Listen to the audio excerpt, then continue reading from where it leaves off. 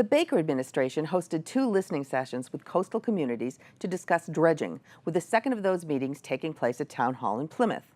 The governor aims to put together a plan to eventually implement, which will support local communities and their dredging needs. The Massachusetts Secretary of Housing and Economic Development was on hand to take the temperature from a capacity crowd made up of constituents from Hingham to Fall River and all points in between.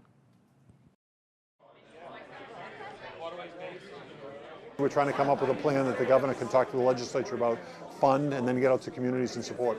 We don't have a plan yet, and because we don't have a plan, we haven't been able to justify that plan versus all the other spending needs. But what you should know is that the governor is committed to reserving money for dredging on an annual basis. That hasn't always been the case, and as a result, there's been ebbs and flows, no pun intended, on dredging funding. So what we do know is that we're going to spend somewhere between 300% or 400% more than we did last year, but we didn't spend a lot last year, so it's really not a lot to be proud of, but it is reflective of our priority to find more money to support dredging.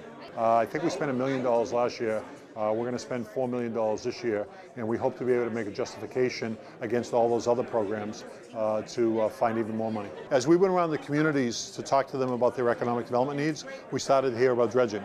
Now, of course, we didn't hear inland about dredging, but as we were on coastal communities, we did. And we focused on a big economic development plan, and now we're narrowing it down to particular silos that we need to worry about.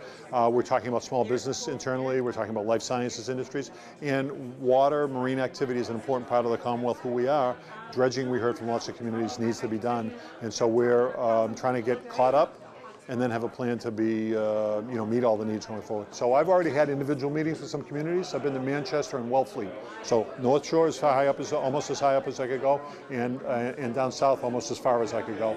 We thought this time that we should bring everybody together and see who knew what and see if there were common themes or not. We got an awful lot of this. I have 2 pages of notes, really good things that we're going to follow up on. There was a lot about permitting, the difficulty in permitting, the lack of coordination between multiple levels. There was also concerns about being able to afford dredging projects. There was some discussion about what economic development means in the dredging process. So we take all that in, we'll balance those against some other things that maybe didn't come up, and we'll try to come up with a sensible plan.